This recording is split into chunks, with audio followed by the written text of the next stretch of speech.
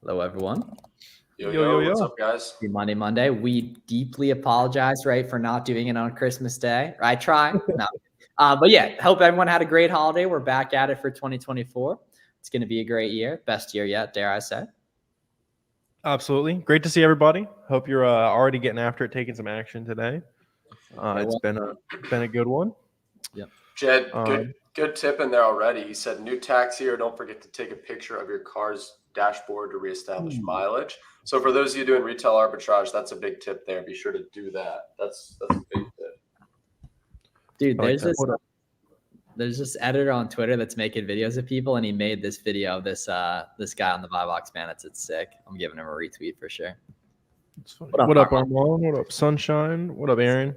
Armand, I love you to death, but you've been you gotten a little inconsistent on us lately, Armand, right? I know you've been running up with the FPM and such, right? But, good to see you in here, family. Yeah, can't shame the man. Yeah. Happy New Year. Yeah, Happy New Year, guys. Happy New Year. Everyone that's here is a real hustler because we're competing with the literal college football playoffs. Really? For prime time viewing right now. Yep. Wow. Okay. Oh, 5 p.m. Alabama, Michigan. Damn. Interesting. Okay. Cool. Yeah. Alabama. So let us know what we can help you guys out with. We'll if it's a fun one, we'll run a little longer. First Money Monday in a bit. Missed you guys. So start dropping some questions. Let us know what we can help you out with. Make sure you're getting after it. Take action. Get all the essentials. Watch Miles' free course. Corey, do you have a free course video yet?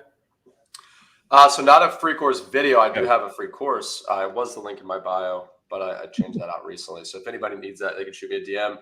Somebody just said on my stream, said, hello, Happy New Year from Greensboro. That's where I'm from. Good to see other Greensboro folks here in the chat. Back to repping North Carolina out here. Execution is hard, man. So is working a job for 40 years, bro. Choose your heart, man. Yeah. No, it's not supposed to be easy. Oh yeah, if it was easy, everyone would do it, right? And at the end of the day, though, like stuff that's worthwhile, it should be hard when you're new because you're new, right? It's not like you had formal education on this, right? It's not like it's been something you've probably known about for a while. It's probably fairly new to you, right? And such. So if you can stick with it for a year or two, a lot of it's going to become second nature, and that's where the money is, right? But you have to go through that process of learning initially. Yep. Do you have big goals for 2024? What's everybody's goals for 24? Definitely 100K subscribers. Twitter thread every day again, 2 straight years. I'm almost at 500 days straight. Let me see. That is crazy. Well, I'm not stopping. Well, it's one of those things. I'm at I think 150 days, but it's one of those things where, Miles, I'm sure you feel this way because I already feel this way. It's like if I don't, when I wake up in the morning, it's on my mind until it's done. It's one of those things where it's constantly I'm thinking about it. I got to write a thread, got to write a LinkedIn post. And then once that's done, I can do whatever. Yeah. It's a default action. Yeah. So I've written a Twitter thread. Yeah. Let's see, 487 days in a row. Yeah. Where are you seeing that? Are you seeing that on Tweet Hunter? I know what day I started. It was nice. It was the Client Ascension Daily Thread Challenge. Me and this one other guy made it, and that one other guy has this huge info business now, and he was just starting back then too. That's sick. That's cool. Awesome. That's funny. I wouldn't mind that. The 100K on YouTube. We both got to get a plaque this year, Miles. Oh my God. Yeah, dude. I actually know. So I know I did the math on how many. So my views need to grow by 60% to get that. Yeah. Which is super doable. Hope you guys had a great holiday season. Yes, sir, family. Ooh, is that in oh, that's not in Miami. That looks like Chicago maybe, or Dubai.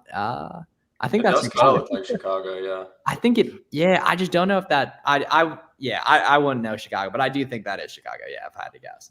And Chris also said he wants to hit 250K in revenue and hit 75,000 followers on Instagram this year. That's awesome. I'm not sure where you're starting, but both of those goals entirely doable. There's plenty of people that have done both, so that's awesome. Yeah, somebody said 100% Chicago. Yeah. Oh, man. Okay, cool. Appreciate it. Perfect spec. How many purchase time maximum online arbitrage? So, dude, it depends on the website, right? I kind of thought about order. I had this good Twitter DM earlier about order cancels, and I think I summed it up better than I ever had. When you're trying to beat order cancels, you're trying to isolate which variable is causing it, right? You're trying to figure out which piece of information, and it's kind of weird that every website's different, right? I think it's just how they make the SOPs for their employees to check the orders or whatever. You know what I mean? To fraud prevention and such, right?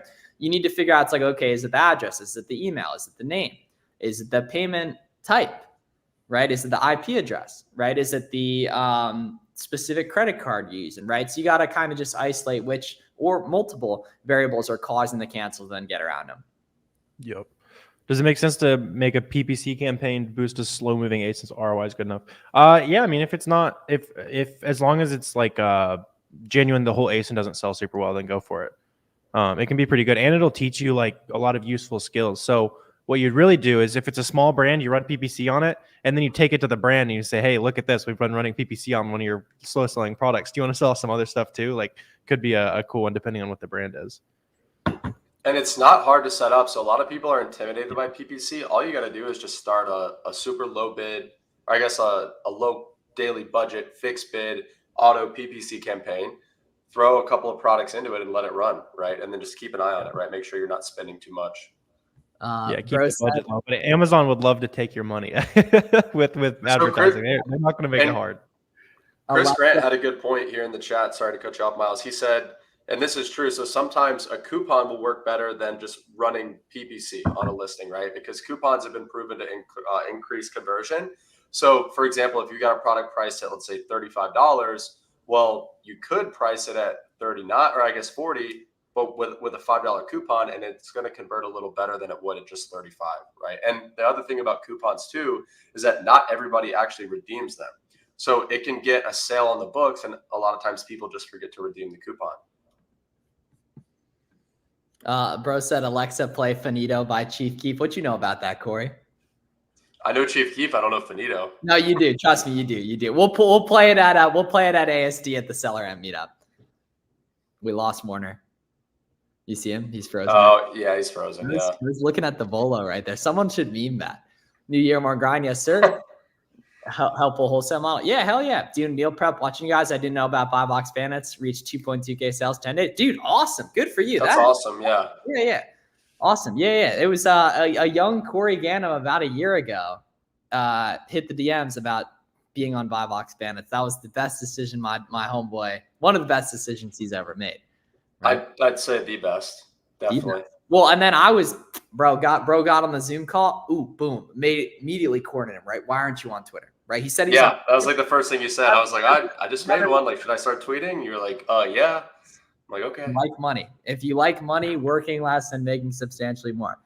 You started talking about doing a reverse brand search, then the feed glitch, I wasn't able to hear you answer. Yeah, so honestly, don't do this. You don't really need to, but it was using a plugin called Tactical Expander, where you could scrape the ASINs of an entire brand and then plug that into TA back in the day. We're getting a little throwbacky on that, but no, don't do that. It's definitely not as effective as it was. I got somebody asked or something. Oh yeah, you got cut out. Yeah, something like that. They're getting hit from China. Somebody asked, what items would you say sold the best for you last year during Valentine's Day? So, I mean, I'll speak for myself. We don't do a ton of seasonal stuff, but I know that products that do well during Valentine's Day, I mean, a lot of them are obvious, right? Think chocolate, think anything giftable, specifically giftable for women. And then also too, random stuff, think like fake roses. So I have a buddy who's got a private label brand of like fake roses, and they crush it. I mean, Valentine's Day is their big holiday every year. So think outside the box about some things like that as well. Yeah. And with stuff like that, all you got to do is find like one product or a couple products, right? And then you can storefront stock the people that sold it last year, the people that are selling it this year, right? You can keep a product finder keyword searches for like rose, candy, Valentine's, etc. Right? It's a good method too for that. Yeah, you'll see it, especially like with like Christmas toys and like all of that type of stuff you're talking about. Like the Lego train. I remember a couple years ago we were looking for like some stuff you could flip, and it's just this guy's got the one Lego ace, and then the other 100 things he sells are also all like Q4 flips. Like, that's a fact. Can you guys make a video with shipping products with different products, such as shipping by weight, or how do they charge pound? So Chris, you're overthinking it, man, right? You just got to send some products in, dude. Like shipping to Amazon is insanely cheap. There's actually a bunch of good tutorials already and stuff, but it's pretty much just like you list the product on Seller Central, you tell Amazon how many you have, right? You then print out the labels, right? You put the labels on the product, you figure out how many boxes you can, are optimal for those items, which could be 101 box, 4 in each box. You got 8 boxes. Depends how big the product is. You tell that to Amazon, and then Amazon tells you, okay, this one's going to this warehouse, this person's going to this warehouse, etc. Or maybe they're all going to the same warehouse. And then you say, okay, this is how many boxes. Here's the weight of each. And then Amazon prints out the shipping labels. But the weight is honestly incredibly irrelevant. It's like all kind of just where it's going in terms of like specifically that shipping costs there. Yeah, Chris, I made a video that is ranking pretty well, so apparently people like it. You can check it out. It's like a recent video I made on sending to FBA. Lit. Seems like most OA sites don't give an invoice. Yeah, just use the email receipt, man. Patagonia. Order confirmations work. Like you might get like one denial that says, "Oh, it doesn't work," but you try again. Dude, it was 59 degrees this morning. Yeah, it is absolutely freezing. Keep it a buck with you. Get freezing. Well, it's all relative though, right? Like it is completely relative. How do you get profitable? I hadn't worn the Gonia legit. I don't think in a long ass time until like 2 weeks ago. How do you get profitable groceries doing OA? So OA for grocery is definitely harder than like RA and wholesale for grocery, just because the supply chain doesn't really operate like that. But it's all just finding OA friendly sellers, right? That are selling like great value items, for example, coming from Walmart. Those are going to be OA or RA grocery sellers, right? And these storefront stock they're using Sun, be able to find some stuff. Robert said he got 2 IP complaints in the past week. He submitted all the information invoice wise they requested. He keeps getting denied any words of wisdom. So yeah, Robert, the words of wisdom would be keep resubmitting. So if you know that your documentation is solid, you've just got to keep resubmitting. In fact, maybe it was 2 weeks ago, similar issue for us. We submitted the exact same invoice with no changes. It got accepted on the 8th time. And we waited 24 hours in between submissions as well. So that's another tip. If you're getting denied, I've been told that you want to wait at least 24 hours before resubmitting or before reopening that case. Because if you do it in less than that, a lot of times they'll just auto deny you. So wait 24 hours between submissions and just keep resubmitting. Yeah, we just beat a brand review and it took like 15 tries, but you get there. I could write an entire book about brand reviews. I'm helping a lot of stallions through brand reviews actually right now too. Like the people who really, really push volume, right? If you do like 5,000 plus orders in one brand in a month, you have a very good chance of getting it, right? So I just fire off like a 1-minute voice message and then like a week or two later, they're good. But I've gone to war on some brand reviews. But the order confirmations worked. The online order confirmations, people will be chirping about how you have to have the wholesale and all that. I mean, that is contrary to what the people on Reddit that don't sell on Amazon say, right? The people who do sell on Amazon are correct on things. Crazy. Or the forums if you ever need a good laugh. That's one thing and it didn't used to be that way. Because I mean, when I got started selling on Amazon in 2017, you had to have a legitimate invoice from a wholesale, either directly from the manufacturer or from a distributor.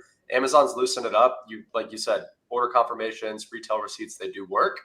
Even though there's plenty of people out there that claim that they don't, they do. Yeah, they even added it into the wording that you can use retail receipts. Like, I don't know if you noticed the verbiage change on the, it's either for IP complaints or inauthentics. They specifically say you can use order confirmations and stuff. Clutch. Jules is traditional. Long time no see. What's up, Jules? This time, right? This time it actually has been like a week ago. Yeah, tell me that's today. Yeah, you did tell me. Why do gift cards help? Because you pay less for the same inventory. So if you buy a gift card that's $100 for $94, that $6 just went to your bottom line profit. And it can help you get around. Where can people find those? Right? Because I mean, Google obviously, but like, what are your favorite sites to buy discounted gift cards from like reputable vendors? Yeah, use the Top Cashback gift cards or Raise. Card Bear aggregates a lot of the sites, Card like Bear, all three of them. Yeah. Are we gatekeeping Card Bear still, or are we putting the whole? I thought that was the thing back in 2018.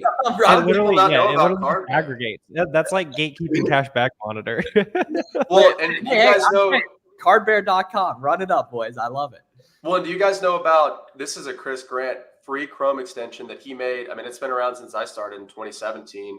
Rev ROI, REV ROI. Go to the Chrome store. If you're an online arbitrage seller, you need that because what it does, it's a Chrome extension. You're on a retail website. You click the extension, and it'll show you all of the available cash back offers for that website, all of the available coupon code offers for that website. It kind of aggregates all your discount sources in one Chrome extension. It's free. And go get it. Chris Grant put it together. I'm working on opening a business bank account with Chase. Any advice? Nah, man, just open the bank account. Just open the bank account, Jules. You'll be fine. You'll be good to go.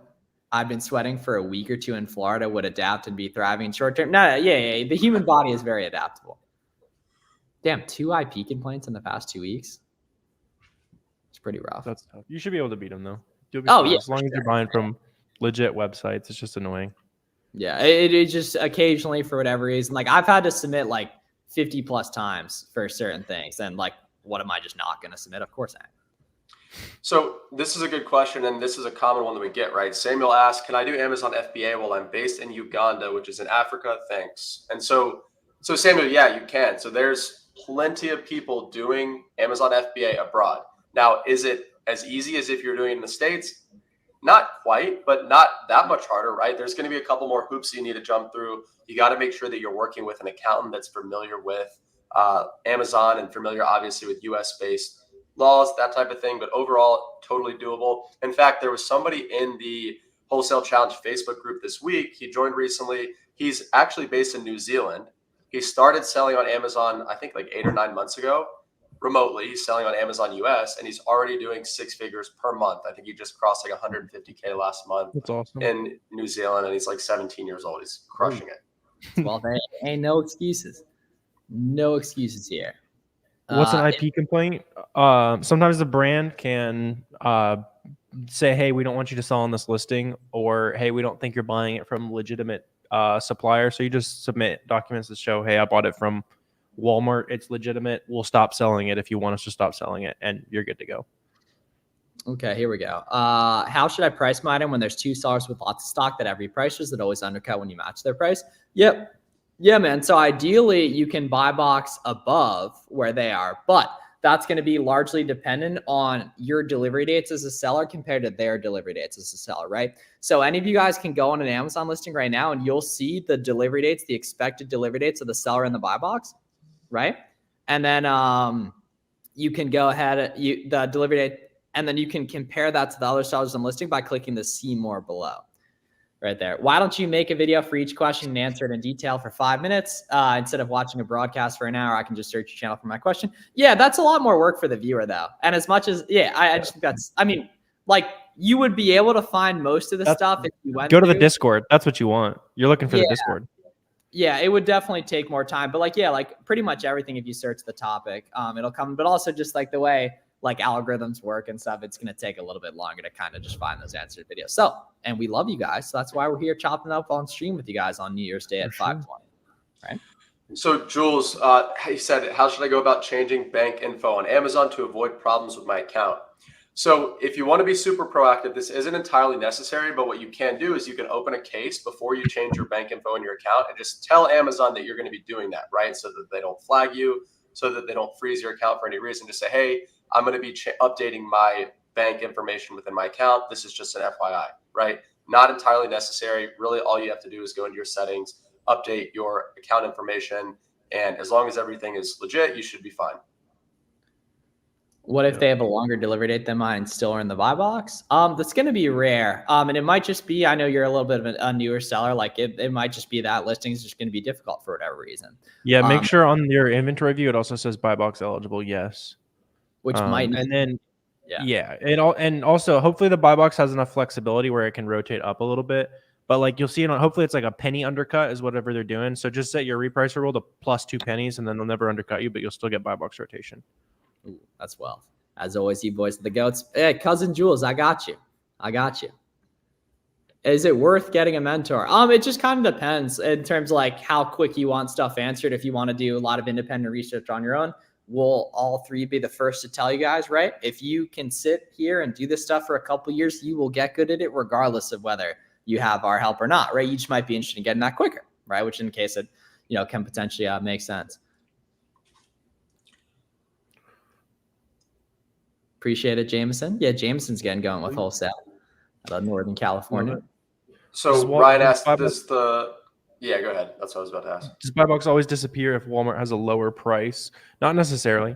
That is kind of what they're basing off of, but it's not going to be like hard and fast. Usually it would disappear if it's like way higher than it has been historically on Amazon, or like way, way, way higher than other platforms. But you'll see it higher very, very often. And not just Walmart too. So Amazon, their bots are always comparing pricing to Walmart, to Target, to any other big retailer, right? So if another retailer out there has the same product that Amazon has, but they have it at a much lower price, that is why Amazon suppresses the buy box, because they want Amazon customers to always see the lowest price, right? So that could be, a Walmart beating them on price, or it could be another site entirely. Did we talk about Jules changing his bank info? Like Amazon? Okay, cool. That's a super important one. Yeah, if you guys are ever changing info like that, you got to make sure you give them a call. Is there a limit to the number of products I can order from Nike or Walmart, or is there no limit? So each website's different. Some websites you can absolutely buy a ton on, right? Other websites, they might only let you do one big order per day. Other websites might only let you do a couple small orders per day. Other websites might limit you to 5 per cart, but let you do 100 orders in a day, right? Each website's different. And it makes no sense to worry about order cancels until they start happening on certain websites. Then you want to figure out how to get around them. So much wealth is destroyed by people deathly afraid of order cancels when it's like really avoid. It's very repairable if you are getting them. You should be getting them, and then you get around. Yeah. Even if you do get cancels, make your $2 or $3 grand that you can make before the site never wants to ship you again. And there's tens of those sites where you can make a couple grand and just never come back, but that is good money. Yeah, and then it's like, okay, when you get a prep center in the future, there we go. There's another 2, right? Or you move, or you have a homie, right, that you're really good friends with, that you source together. He's out of money and he receives some because he's the homie. Right? There's infinite ways to do stuff.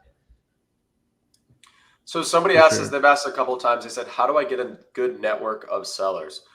So the easiest way, in my opinion, I think you guys would agree, would just be to first make sure you exist online, right? So the person that asked that, their profile picture, I think it's like Andrew Tate, right? So the first thing to do would be like, that part's okay. That part's okay. But you get the concept, right? It's like show your face online, have people know who you are. It's called a personal brand for a reason. And then just start documenting your day-to-day on Twitter, right? So if you're working on a shipment, talk about that. What challenges did you run into? What did you figure out? Start DMing other sellers, start engaging with other sellers, right? And you're naturally going to find kind of who falls into your camp. There's going to be people that you resonate with. You're going to get into group text with these people. You're going to join Discord groups with these people. And then it just comes down to collaborating on a daily basis. And you'll get there as long as you make an effort to do so.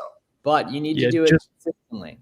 Sorry. Yeah, help enough people at your level that you see in social media, Discords, that kind of stuff, and you'll naturally find your people that you want to hang out with. Yep, and understand it is going to take substantially more existence than you think, right? There's unfortunately graveyards of Amazon accounts that made one post back in June and then said, oh, I tried networking and I had no luck. And now they have to go work a corporate job for 40 years because they couldn't do something that they didn't see immediate returns from. Well, another thing too, I mean, there's, depending on where you live, especially if you're in a big city, there's probably going to be some Amazon seller meetups happening around you. It's like, especially if you're in a big city. And if you're in a smaller city or town and there aren't any happening, then it could be you could be the one to start that up, right? And if only a couple of people meet every time, well, that's a couple other sellers that you know in real life that you didn't know beforehand. So that could be a good opportunity there.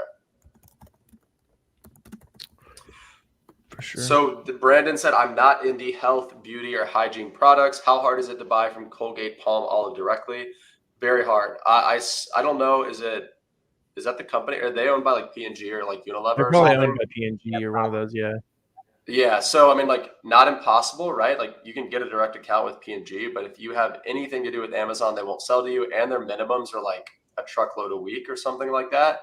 So if you're set on wanting to source Colgate Palm Olive products, you're going to have to do it through distribution. For sure. What does it mean when a listing is suppressed on SellerAmp? It just means the buy box hasn't existed. You said it was 98% of the time. So in that case, just make sure that like the stats stay consistent when there's no buy box, and it means that people still want to buy it without a buy box. So probably honestly better that it's almost always suppressed. Like the listings just used to being suppressed. It's a shame we lost cousin Garrett for today, but I will scold him and make sure he is here next time.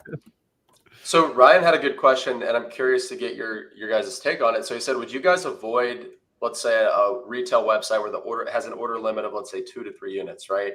Now, I believe there's strategies to get around that, whether it's multiple accounts, whether it's, are there strategies to get around that, or would you just avoid order limits like that entirely?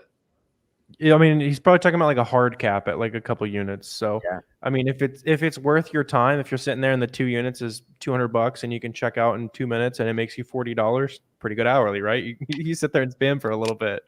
Sometimes that's what it takes. But like ideally, you kind of build the rotation of sites that you can buy a lot more than 2 at once. Yeah, I've done an obnoxious amount of 3-unit Lululemon. Yeah. orders. Sometimes it's worth it. Like if run the numbers, if it's worth it, it's worth it. Like just think about that, right? You're right. You're in the bed, right, in the perch in suburban Southeast PA, right? You're in that little radius, right? You got the headphones in, right? You got either Big Booty Mix 14 or 19 playing in your headphones, or you have the boys on Zoom. So you're very stimulated, right? And you're just getting in a rhythm, checking out, right? Checking out again, right? Now half the orders get canceled. But what are we not going to buy the product? Of course we're going to buy the product. So somebody asked, can I achieve a 25% net profit, or is this difficult? I see everyone is 14 to 15%. So yeah, 25% net margin I don't care if you're doing online arbitrage, retail arbitrage, or wholesale, is not realistic. Definitely not at scale. Maybe if you're brand new starting out, you have no overhead and you don't have any like software subscriptions yet. If you're carrying a couple of products, maybe. But I mean, at least in my business model, wholesale, you can expect your net margin to be anywhere from 5 to 8%. And this is after all your expenses, assuming you're paying yourself a good salary, right? In the OA, RA space, good net margin would probably be what, 10, 12, 15%? It depends how much you want to delegate and how much you want to FBM. Yeah. Like you can have a monster December with OA and totally do 20% net. Sure. Yeah, That's fully delegated is like 10. If you're a grinder, it's 20%. Yeah, it depends how much of a. And honestly, the dudes who do 25% net make so much less money than the dudes that do 15%. Yeah, because you're just way picky. You're too picky. Yeah. Yeah, you have to work way harder. You can't delegate, right? Like it makes sense when you have $2,000 in your pocket to run at 25% margins. But if you can spend $250,000 and you're still trying to pick the highest, best products and you're spending nothing instead, then you're making less money. Cool. So how old are you guys? I'm 25. Warner's 23, and Corey turns 36 next week. 28. Are you only 23, Warner? I thought you were like 25. No, I'm 23. Damn. 23. Jill said she's at 28% right now. That's solid. Yeah, that's crazy awesome, good. Jill. So if you can keep that up, keep that up. I think Jill, you're doing like some like pickup wizardry and stuff, right? That makes sense. I think Jill's got some sauce. Also, too, I mean, it really does depend on like the niche that you're in. So I don't know if have you guys seen Zach Altmaier on Twitter? I know. That stuff is super. Yeah. Yeah, his big thing is selling discontinued products. So it's going to be really hard to source those products. But when you do, the margins can be crazy high. And so to give you guys an example, we kind of stumbled upon a discontinued wholesale product. This was like 3 years ago. It was these scrubbing bubbles. I think it was like a replacement solution for like this mop of some sort. And so we were buying these gallon of like scrubbing bubbles for I think $2 or $3 a gallon, selling them for $50, $60, $70 per unit on Amazon. That was like one of the highest margin flips we ever did. And we found like our supplier had some like crazy stock left over from like years ago. So we bought them all out. That was a really good flip. But again, that's like a home run opportunity. It doesn't happen overnight. It's been 3 years. We haven't had anything like it. The discontinued just isn't replenishable is the big issue, but it is awesome. Like if you have not very much money, discontinued RA books. That's what you do. Mm-hmm. Yeah. There's a really good podcast read. It's actually almost 2 years old with Zach Altmaier on Buy Box Bandits too. So if you search like Buy Box Bandits, Zach Alt and then Meyer, right? Mayer, right? It'll pop up. For sure. How do you handle pricing on Amazon to stay competitive? Yeah, we use Repricer, Joe. So you should have. Oh, But the YouTube algorithm hammer. I mean, keep. But I'm yeah, queuing it yeah. up. So hit the Joe below. There's free trials for Be Cool. I think should be on everybody's stream. That's what we use. It's like $25, and you'll just say like, "Hey, keep my price between $10 and $20," then it'll follow whatever rules you tell it to. So probably just like match the buy box price. Yeah. So it's probably worth it once you start making a couple sales. Yeah, and you can watch like Warner and I both have tutorial videos on getting going with that stuff. That's like I do. I was like talking to this dude today. I think he did like 20 plus grand rev his first month, and he like still didn't have the reprice. I was like, oh my god, it's amazing. Damn. Well, and Ryan just said, I don't think you guys are answering him right. He said, can you guys direct me to in your opinion, the most informative videos of yours that show efficient sourcing OA? So Ryan, you could probably just search on Miles' channel or Warner's channel, just Keepa or sourcing. Either of those two keywords will probably give you tons of actionable videos. And then Garrett, who's usually on this stream, he's all out Amazon on YouTube. He just did 25 days of Keepa product finder tutorials as like 25 days of Christmas. So that's 25 new videos in the last month that are super informative. We'll show you how to efficiently source using Keepa Product Finder. Okay, since the new seller is blocked out of different categories in the beginning, what category should a newbie start? So the cool thing is you're actually blocked out of very, very little when you're new, right? You just haven't taken the time to get automatically approved for a lot of that stuff. Now, a lot of the best stuff you are going to be blocked. At blocked, you can easily get around it really, really not blocked. Like you need to get approval, and getting approval is easy, right? I worded that incorrectly. So what you should do is you should go to the link in the description, and you should do, or you can search this on YouTube, Flips4Miles auto ungate, right? I know Warner's got a similar guide, right? And you can get automatically approved. Exactly, right? In 100+ brands today, even if you're a complete beginner. So definitely go do that. And then we also have ungating videos that show how for the ones that do require receipts for that to get done. For sure. So Alan Fernandez had a question a while back. I want to make sure to address this. So he said, hey guys, got a quick question. He said to start from zero. So I assume he's a brand new seller. He said, would you recommend to do private label for FBA importing from China, even if these are little size products? So Alan, if I was a brand new seller, I would absolutely not start with private label. Private label is a very complicated business. It's not for beginners. So if you're brand new to selling on Amazon, I would watch all of Miles' videos, all of Warner's videos, all of Garrett's videos, and start with either retail arbitrage or online arbitrage. And then as you scale your business, if you want to add potential for higher revenue, then you can get into wholesale, which is what I do. But I would start with arbitrage for sure, and not private label. I would not start with PL. Yeah. Even successful private label sellers, what do you think the average hit rate is? Like 1 in 3, 1 in 4? Like the guys in MDS. So this is a group that you have to be doing $1 million a year to even be a part of the group. So these are all like elite sellers, and 90% of them are private label. Even at their level, they're like, if 2 out of every 3 launches are successful, they're killing it, right? Typically they're like that's what I figured. 1 for 3. Yeah. And that 1 for 3 is like, you're making $10K a month, like it's in like revenue, like decent. And then your 1 in 10 is like an actual, like probably like a killer product. Yeah. Yep. I tried. So just cash flow your way into having a bunch of those. I tried your Hershey ASIN for ungating, but it didn't work for me. So it's hard to explain, but like auto ungating is very random, right? There's things Warner will auto ungate that I won't, and vice versa, right? So just go through the list. You're going to get a lot done from the get-go. The nice thing is if you're ever going to sell products anyway, if you're doing online arbitrage, you're just going to get ungated for whatever. It's just a good way of building confidence, because there's just a plague of ungating scaredness going around in the world. So we're trying to alleviate as much of that as possible on day one. So Brandon asked, do a lot of manufacturers show up to ASD? Never been to it, thinking about going this year. Yeah, so Brandon, ASD is actually a better trade show if you want to meet with distributors and wholesalers. There are a lot of manufacturers and brands that attend, but for the most part, it's the best opportunities at ASD are going to be buying from distributors, buying from wholesalers, and networking with other Amazon sellers, because ASD is probably the most popular trade show for other sellers to attend. But yeah, it's absolutely worth it, especially if you want to add wholesale to your business. Highly, highly recommend you attend ASD. Yeah, it was Yeah. fun. Even just to come meet some other Amazon sellers. I think Miles and I will probably be there for at least a day or two. However long we were last time was way too long, but So, dude, and the it's like problem 5 was, days or something. dude, I think it was only 2 full days. No, I think it Yeah, I was, don't think No, you guys it were was there. 4 or 5. We were there for a minute. yeah. Well, That 2 long? days, right, and then 3 full days. Yeah. Yeah. And I remember, bro, I got there at 2 in the morning and went to the wrong hotel. I was on the plane for 12 hours. Yeah, or I think 10 hours. Damn. It got delayed on both ends. Yeah. See, I gave you my bad plane luck for that one. Oh, yeah, facts actually. Yeah. And then I pull up and it's like 1 in the morning and I go to the wrong hotel. Those hotels were gorgeous. I mean, the gambling's disgusting, obviously, but that one bakery was in a sea of casinos right next to the Balenciaga store of all places. Right, that bakery was fire. I'm going there It again was next week. fire.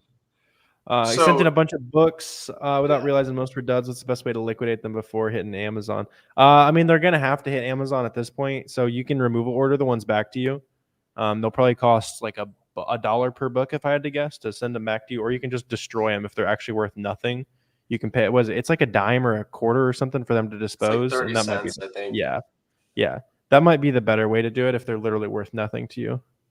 But if But they also, too, I mean, well, I So- guess she's talking about books. I was going to say, like, everything sells for a certain price, but there are some books that, like, Yeah, literally won't sell for. Yeah, anything, with books, so. there's some stuff you'll have it for years. ironically, the majority of books don't sell, and the majority of most other things will actually sell. Yeah. Yep. I've been sitting on this one book that has sold for like thousands of dollars, but it only sells like once a year. So I'm excited for the day when that finally sells. Yeah. Somebody said, yeah. So you guys going to Vegas in March? Yeah. So I think we'll all 3 be at ASD. I will definitely be there. And then Peyton asked if we're going to AMZ United. So I definitely plan to go back. Hopefully they'll have me back to speak again, but I'll be there either way, 100%. That was bro. I mean, we're like I think we could get 50 plus Southeast PA guys there. We had 32, I think was our record at dinner. So we can beat that for sure. You give me another 9 months to round up some more stallions. Yeah. Come on. You give me 9 months to get 20 more Southeast. We probably got 1 or 2 of them watching right now. 1 or 2 of the new ones. Somebody said, what is the best way to do bookkeeping for beginners? So my advice would be to not do your own bookkeeping. So if you're serious about this business, you should get a bookkeeper. You don't necessarily need one from day one, but just get the idea of doing your own bookkeeping out of your head. Keep a spreadsheet if you're brand new of your expenses, of your operating expenses, your software costs, that type of thing. It'll just make it easier to transition to a bookkeeper as you start to scale. Yeah. Bro, like, Already transitioning away from books. I had to start. Yeah, I mean it's good that you're switching up. Books is good for like 2 months, 3 months, and then kind of go to greener pastures. back on for ASD. Yeah, well, when is AS? Because Miami Sellers Conference is right in the middle. Is it like the same days? It's definitely not the same days. No, because I think I don't know if I'll be at the one in March because it's like right next to the Sellers Right. Conference. That's a lot of. No. And there's a lot of people don't go to the August one. Go to the August one. It's definitely more heavily attended. Yeah, I think Miami Seller Conference is like St. Patty's Day weekend this year, and then ASD is the weekend I think before, maybe, or 2 weekends before, something like that. I think I got IP banned from Miami. Okay, never mind. I could access it via Google. I couldn't access it via domain direct, so they might have gotten banned on from my order cancel on MiamiSellersConference.com. Jordan asked, do you guys use virtual assistants? Yeah, I do. So I have 3 right now. They run 90% of the day-to-day. Really more than that. And then one of the 3 is more my personal assistant. So she handles my schedule, my emails, any really personal affairs. And I know that both of you guys have virtual assistants as well. Yep. Yeah, where I was working on payroll right before this. They're getting some fat bonuses from December. Wow. So I'm excited to pay those out. Super well. Barbara asks, is the Miami Seller Conference worth it for newbies? Yeah, absolutely. So the idea behind Miami Seller Conference, it's more of like a seller networking type event, right? There's not vendors there. You're not there to buy inventory, but the amount of other sellers there of all levels, right, is going to be great. Like the networking opportunities are going to be crazy. There's people there that were there last year that were brand new, never sold on Amazon before, all the way up to people like 1,000 ASINs who's doing over 10 million a year on Amazon with wholesale. and everybody in between. So highly recommend you come through if you're able to. Yeah, so Miles and I both have this link down below for you guys, but Corey's got the wholesale challenge coming up. Corey, do you want to kind of describe what it is and why they should check it out? Yeah, definitely. So, and real quick, while I'm kind of giving the rundown, I'm sure there's some people on the call here that were a part of the first live wholesale challenge back in July. So if you were, just drop a note in the chat, right? I'm sure I'll recognize some of your names, but we've got the next live challenge coming up. It's in about 3 weeks. So it's going to be taking place January 22nd through the 29th. And for those of you that are not familiar with the wholesale challenge, we did it live back in July of last year. It went really well, really good feedback. And it's basically a live 7-day training on how to start, scale, and manage a fully remote Amazon wholesale business, very similar to the one that I have. So every night we get together from usually about for 2 hours, sometimes more, and we go through every single aspect of how to build your wholesale business. Each day is focused on one of the core pillars of Amazon wholesale. So we've got like an entire day of the program is dedicated to finding suppliers. We've got another entire day dedicated to sourcing products, right? So each day kind of has a theme.